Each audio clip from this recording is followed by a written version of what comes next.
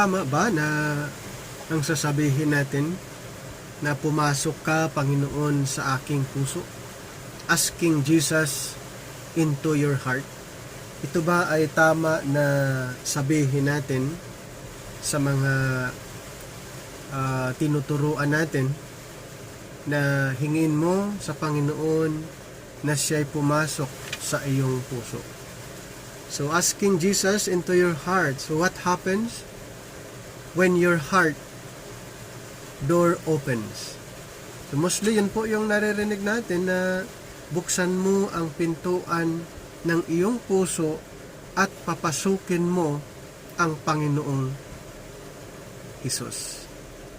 So yun po ang yung nakagis na natin, na pag tayo ay nag-evangelism, sasabihin natin sa ating tinuturuan na buksan mo ang pintuan ng iyong puso, dahil ang Panginoon ay kumakatok. At buksan mo at siya'y papasok. Yun po ang napaka-common na mga naririnig po natin. So yun po ang ating pag-uusapan. Ito ba ay tama na gagamitin natin? Proverbs 28:26, He that trusteth in his own heart is a fool. Ito po yung sinabi sa sa Proverbs. He that trusteth in his own heart is a fool. Now, mga bagay na pwede po nating alamin. Why do Christians hide the gospel? Kasi dito po ay naitago ang gospel, hindi naipaliwanag. So why do Christians hide the gospel? Ano bang gospel na naitago, na hindi na-share? Ay ang gospel of Jesus Christ, the gospel of grace. Yung ginawa ng ating Panginoong Hesukristo sa krus ng Kalbaryo ay hindi na i-introduce. Ito po ang gospel na dapat nating aralin at paniniwalaan. Pero karanasan, ito po ay naitago. So why do Christians hide the gospel? So the Lordship salvation is comparable to getting someone to sign up for war. So asking Jesus into your heart is like asking someone to promise. Asking Jesus into your heart. So parang ganon, sinabi mo sa isang tao at ikaw ay nangako. So, I've accepted Jesus. So, yung mga term na ganon, tinanggap ko ang Panginoong Hesus at ako ay nakapag-desisyon na siya ang aking Panginoon. I made Jesus Lord of my life and I asked Jesus into my heart. So, yun po ang Muslim naririnig po natin. Being unclear is either deceptive. Kasi hindi naman clear. So ito po ay deceptive, ignorance, or incompetent. Bakit? Hindi niya alam, hindi siya sure. Basta sinabi lang niya, tinanggap ko ang Panginoon, naka-decision ako na siya ang Panginoon sa buhay ko. I made Jesus Lord of my life. But I ask Jesus na pumasok sa aking puso. Hanggang ganun lang. Nasaan yung gospel? Walang gospel na introduce, na itago ang gospel. Bakit? Sinabi niya, tinanggap ko ang Panginoon. Paano niya tinanggap ang Panginoon? Nakapag-decide na ako na siya ay pumasok sa aking puso. Ano nga ang pinaniniwalaan mo? Ano ang gospel na pinaniniwalaan mo para sabihin mo na tinanggap ko ang Panginoon? If you cannot communicate how you are saved, then most likely you are not. Hindi ka saved. Walang gospel. Walang communication. Tapos sasabihin mong ikaw ay naligtas dahil tinanggap mo ang Panginoon. Ang tanong doon, anong gospel ang pinaniwalaan mo? Ano ang na-share sa'yo na pinaniwalaan mo? Basta mo lang tinanggap ang Panginoon, sasabihin mo siya ang Panginoon sa buhay ko, pinapasok ko siya sa puso ko. Ang tanong dyan, ano ang gospel na para ikaw magkaroon ng communication at ikaw ay masabing saved? Sa totoo lang, hindi ka saved. Wala kang pinaniniwalaang gospel. So napakahalaga po na alam natin ang gospel bago natin sabihin na ang Panginoon ang siyang ating Panginoon sa buhay natin. Sinasabi na, come unto my heart. Jesus, come into my heart. Napaka-common po yan. So the Warner Solomon painted the famous Christ as heart's door. So isa si Warner, mayroon siyang paint. Ito ay very famous na Christ as heart's door and head of Christ. So mayroon siyang paint. So the heart door is an invention and not found anywhere in the Bible. Na ang ating puso ay may pintuan.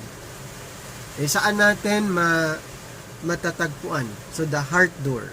Saan natin matatagpuan sa Bible? Revelation chapter 3:20, kung ito po'y babasahin natin. Very common ang verse na ito na sinasabi nga sa chapter 3 verse 20, behold, I stand at the door and knock. If any man hear my voice and open the door, I will come into him and will sup with him and he with me. So ito ay ininterpret ng kung ano ang interpretation has been father for much good preaching of bad doctrine. Hindi naman nakasulat dyan na puso ay pintuan at papasukin natin ng Panginoon.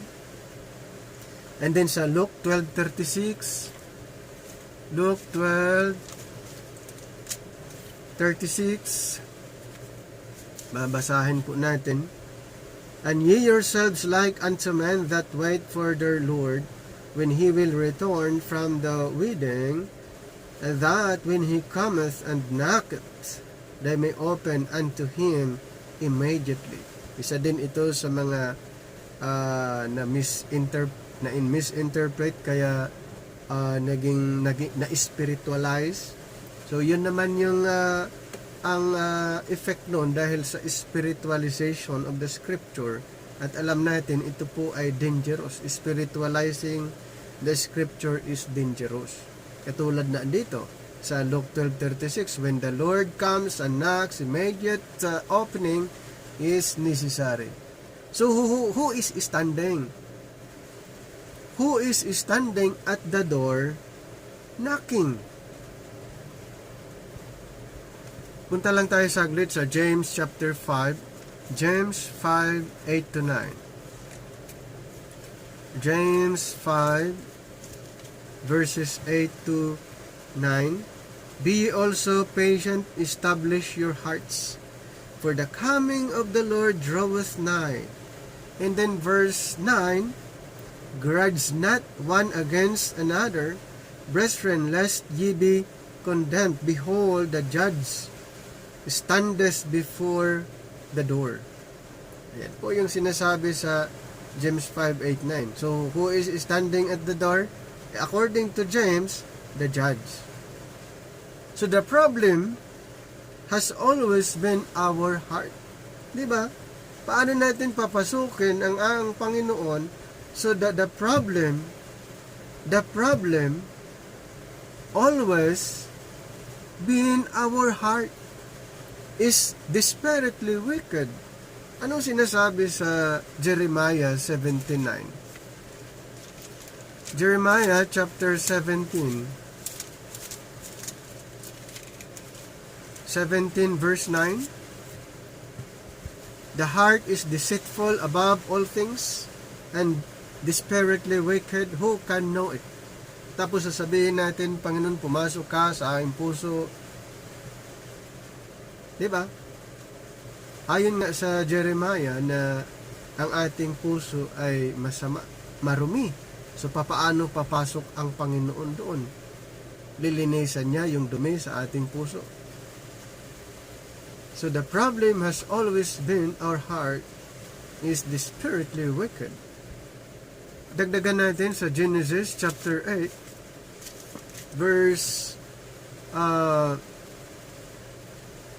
chapter 8, verse 21.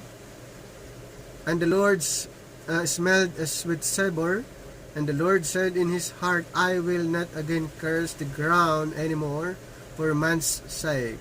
For the imagination of man's heart is evil from his youth. Neither will I again smite anymore everything living as I have done. Ayon sa nabanggit dito na ang ating puso ay talagang marumi, masama. Tapos, sasabihin natin na pinapasok ko ang Panginoon sa aking puso. Come into my heart. What if you invite Jesus into your heart and He refuses because it is nasty? Halimbawa lang, o Panginoon, pumasok ka sa aking puso ganito. Paano kung nag-refuse niya? Halimbawa, kasi nga marumi. So, mayroon pa na sinasabing mapagmahal ang Panginoon. Sasabihin, mapagmahal at tayo din ay mahalin natin siya, loving the Lord. So, isang writer at sikat na evangelist, Bill Bright, wrote 4 spiritual laws. So, si Bill Bright, siya yung author ng 4 spiritual laws that ended with a personal invitation to enter a personal relationship. So yun po yung makikita nyo at the end of that 4 spiritual laws, mayroon pong invitation, personal invitation to enter a personal relationship. Ito ang sabi, makikita natin doon, God loves you. Okay? God loves you and has a wonderful plan for your life. So sabi niya, God loves you and He has a wonderful plan for your life. So He contrasted a self-centered life to a Christ-centered life. Matthew 15 describes God's wonderful plan.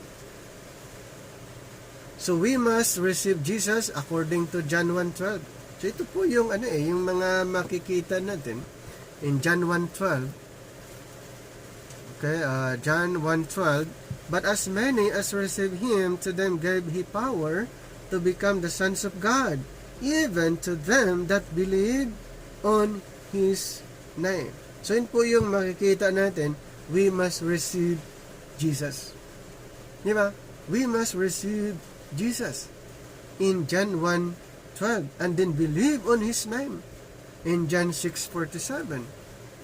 John chapter 6:47. Verily, verily, I say unto you, he that believeth on me hath everlasting life. So, tandaan po natin ito. Sinasabi dito, we must receive Jesus. Jesus, ano ang i-receive natin sa Kanya? So in John 6:47 mention about His name. So i-receive natin ang pangalan ng Panginoong Hesus at paniwalaan natin ang pangalan ng ating Panginoong Hesus. So yun po yung makikita nating description dito. Ang tanong, the gospel of Jesus' name, yun ba ay gospel para sa body of Christ? Ang gospel of Jesus' name ay gospel ba under the dispensation of grace? Or the gospel of Jesus' name ay gospel for Israel during that time? So, we love Him because He first loved us. Very common din po ito. We love Him because He first loved us. In 1 John 4:19. 1 John 4:19. We love Him because He first loved us. So, yun po yung makikita natin at ito ay ginagamit. So, the first commandment. So when they do not feel the love for the Lord, they ask Him into their heart again. So ganun po ang halimbawa, hindi maramdaman, mahal yata ako ng Panginoon o hindi ako niya mahal. So ang gagawin niya, again and again, ay hingiin naman niya, ask the Lord enter into their heart again. So kasi nakabase lang sa feeling kung hindi na siya mahal ng Panginoon. Ganon, kaya paulit-ulit niyang pinapapasok ang Panginoon, pinapapasok sa kanyang puso. So napaka-common po na ganon ang ating napapakinggan natin, di ba? Ganon lagi ang napapakinggan natin. When they do not feel the love for the Lord, they ask Him into their hearts again. Israel gets a changed heart. Israel gets a changed heart. Kailan magkaroon ng panibagong puso, magkaroon ng bagong heart ang Israel? Sa millennial kingdom. Pag naghahari ang Panginoon, doon maranasan nila. Okay? Doon nila maranasan ang panibagong puso. Saan mababasa? Ezekiel 36, 26 to 27.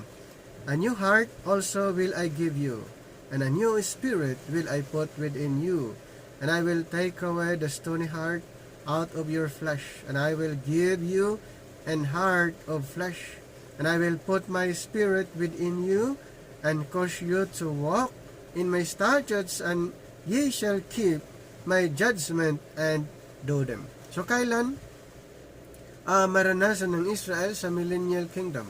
Ganon din sa Hebrews 8:10. Ang Israel ay mararanasan nilang new spirit and new heart. You don't need Christ to move into your heart. Yes, you don't need Christ to move into your heart. You need to be crucified with Christ. Okay? So the gospel solution, dito tayo sa gospel solution. Ito ay napakahalaga na makita natin. You have a wicked heart. We have a wicked heart. So hindi natin ma-welcome, mapapasok ang Panginoon because we have a wicked heart. You are a sinner, we are a sinner, worthy of death. Karapat-dapat po sa parusa. So the good news is Romans 3:25.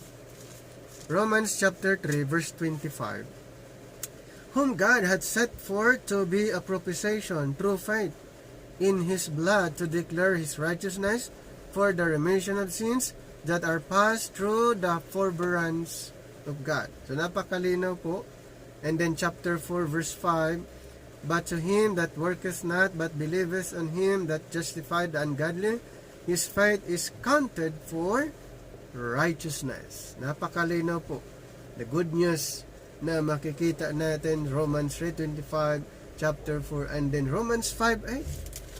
Romans 5:8. But God commended His love toward us in that while we were yet sinners, Christ died for us. We don't prepare our hearts. Yes, we don't prepare our hearts. Invite Jesus into our heart shaped hole. We need to repent or change our minds. We need change our minds about our own hearts and trust the finished work of Christ to save us from ourselves. So, Ano ang kailangan natin? We need to trust the finished work of Christ to save us. So yun po ang gospel na dapat nating paniwalaan para magkaroon tayong transform heart, transform life. Ma-transform po tayo. At ang Panginoon mag-transform. So ang part natin is to believe His finished work. He died for our sins, for your sins, and rose from the dead for our justification by faith. Salvation comes by trusting the gospel that saves, not pleas and emotional appeals to your hearts. Salvation comes by trusting the gospel of Jesus Christ that saves. Yun po ang mag-save sa atin, hindi yung kung ano man, hindi po basta-basta na pag tinanggap papasukin. Wala pong ganoon. Ang first na dapat gawin at ma-recognize na tayo ay bahagi sa programa ng Panginoon sa kanyang heavenly program, ang dapat nating paniwalaan ay ang gospel of the grace of God, His finished work, that Christ died, buried, and rose again for our justification by faith.